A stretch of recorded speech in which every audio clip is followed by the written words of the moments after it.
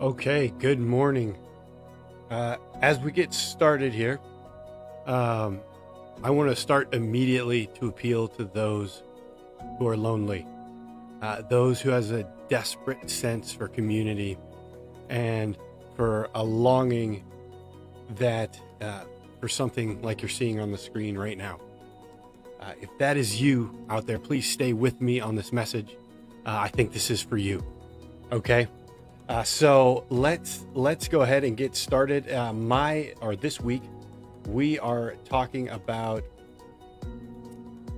this verse here, Psalm 23:5, and how God prepares a table for us in the presence of our enemies. So the analogy or the metaphor here is this picture of a flower growing in the desert, and this flower is thriving in a hostile and austere environment.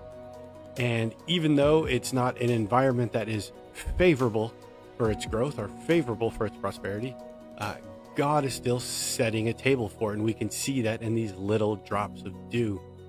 He's setting a table for it and making it able to thrive, even though the conditions aren't for it. And today I want to address a specific enemy, so to speak, that I think God sets a table before you in. So what I mean by that is yesterday we addressed a certain group of people. We addressed the guilty. Today I want to address a certain enemy that I think God is very, very much setting a table for you in the presence of, and that is loneliness. Let me go to this verse right here. And that's Genesis 2:18. And the reason that this verse is so significant is that this is the first time in the Bible that we hear God say something is not good. So before this verse, everything is about creation, and he created land and it was good, and he created vegetation, it was good. He created the fish of the sea, it was good. He created man, it was good. Then in this next chapter, we hear God utter the words, it is not good. And how do we hear him utter those words? When it comes to loneliness. I say this because I want to legitimize the enemy of loneliness and say it's a real problem. And I don't want to brush it off, and I don't want to minimize it. Loneliness is an enemy of God. He hates it. And so right now, if you're struggling with the enemy of loneliness, again, I want this message to encourage you. The other thing I want to add is any enemy that supports loneliness is also against God. So I know under the sound of my voice right now, that there are going to be some of you out there that are struggling right now because your enemy is circumstances that prevent loneliness from going away. So what I mean by that is you have a very difficult work schedule that makes it extremely difficult to get out there and meet people by conventional means, or you have an illness, or maybe you're taking care of someone who has an illness. There are, whatever the case may be, there's a factor out there that's preventing you from using the typical ways that you would get out there and meet people. And so you're frustrated because you want to get out there and meet people, but you can't. And that too is an enemy of God, and it's an enemy that God can set a table for you for. Is an enemy that in the presence of God will set a table for you for and cause you to thrive. So let's go in to the Bible here, and today what we're going to do is we're going to talk about David. Okay, so if there anyone who in a moment was lonely, and anyone who in a moment needed friends, it was David at this point in his life.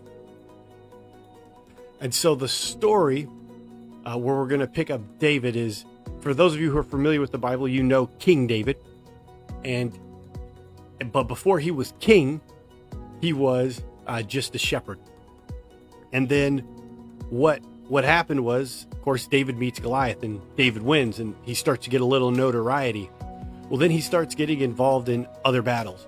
And as he gets involved in these other battles, he gets even more notoriety. And they even started to make songs about him. They would say King Saul, who was the king, has killed his thousands, but David has killed his 10,000.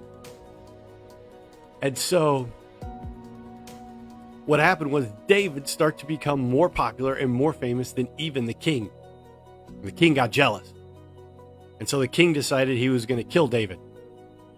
And so he set his servants against him, and he created a plot to kill him. Now, David found out about that plot, and then he went on the run. But while he was on the run, Saul would use his vast network because he was king, and he would find David wherever he would go. And so what ends up happening is David is in a cave. The cave of Adullam is where David finds himself. So think about this. David is a fugitive for no crime. He didn't do anything wrong. He's just a fugitive because the king is jealous. He's on the run for his life. If anybody needs a friend right now, it's David. And if anyone has circumstances that are preventing him from getting friends, it's David. He's on the run for his life. He doesn't really have time to go out and meet people. All right?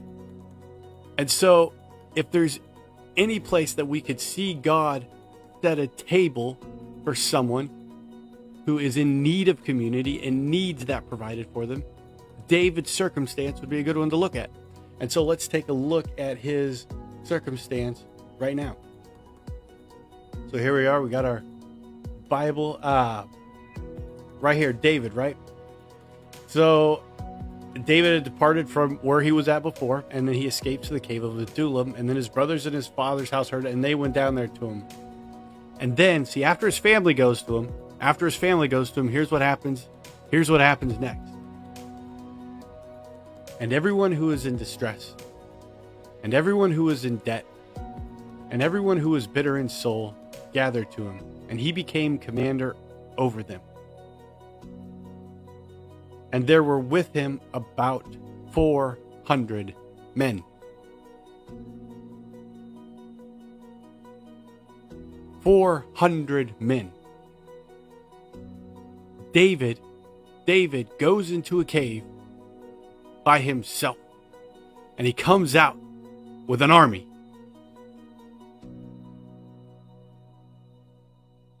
That is God providing a table for you in the presence of your enemy. Let me give you another story. This one's about me. So I was a soldier. I was a young Christian. I'd just been saved for about 6-7 months, maybe. After I got saved, I joined the army about 3 months later, and they shipped me off to Korea.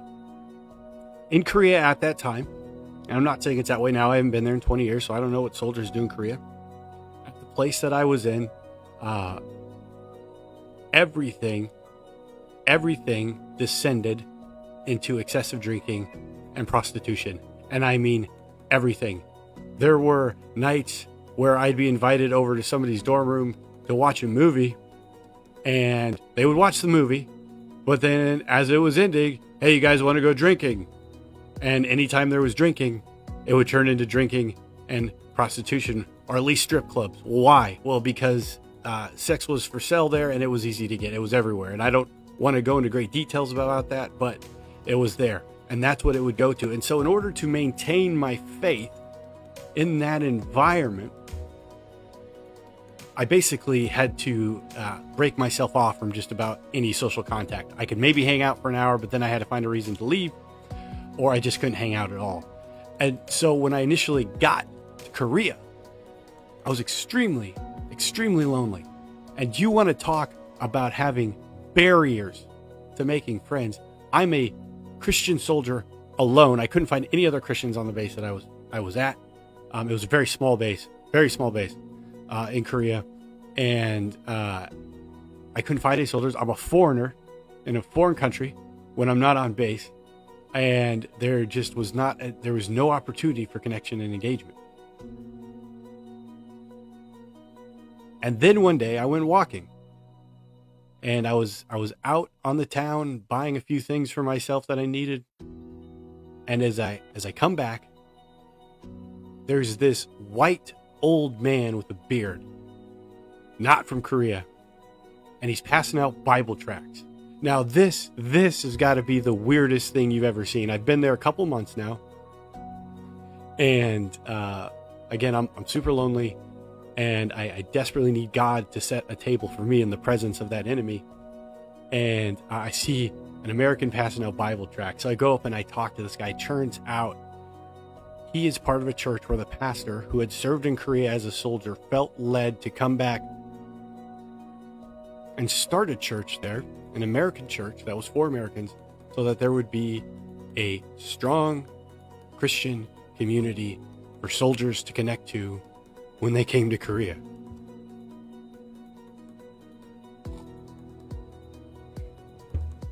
And I met that guy just out walking one day at random. God prepared a table for me in the presence of that enemy. God prepared a table for David in the presence of his enemy. And God can prepare a table for you in the presence of yours. And so for those of you who are desperate for community, you're longing for significant relationship, I want you to know that it's 100% possible for God to prepare a table for you. And he will. He will. And so, again, guys, I forgot to mention in the beginning, but if you've liked this, if any part of this has touched you, like, share, subscribe, follow the same, comment. All that activity generates us on the algorithm. I appreciate all you guys that commented yesterday and liked and shared, guys. That was great. We got a lot more reach. Please continue to do this. Does this touch you at all? Or if you think someone needs to hear this, share this with them. Put them out there. I also encourage you that if the pick is encouraging you, go to the link, get the free digital image, put it on a desktop or on a phone, whatever the case may be, so you can be encouraged by that. That's what it's there for. And lastly, I want to encourage you to come back tomorrow. Tomorrow we are going to continue to talk a little bit about loneliness, except this time we're going to move from community and friendship to the romantic spouse kind of piece of this. And I want to put a special shout out there for single mamas and divorcees. I feel on my heart that there's some of those of you out there who this specific message would be great for, and you would benefit from it and be encouraged by. It's very positive for those specific groups, just so you know. I was raised by a single mama. Love you, Mom. So, all the heart for them in the world. And so, so just know that. And for the divorcees as well, like, you guys have a rough go. Divorce is not easy. And so come back for an encouraging message there. And really anybody that's looking for a spouse, guys too, there's something in there for dudes, for you dudes out there that are looking for a spouse. And I'm going to show you how in when it comes to spousal loneliness, how God can prepare a table for you in the presence of that enemy as well. And so come back tomorrow, guys. Look forward to it. You guys have a good day. Be blessed. Jesus loves you.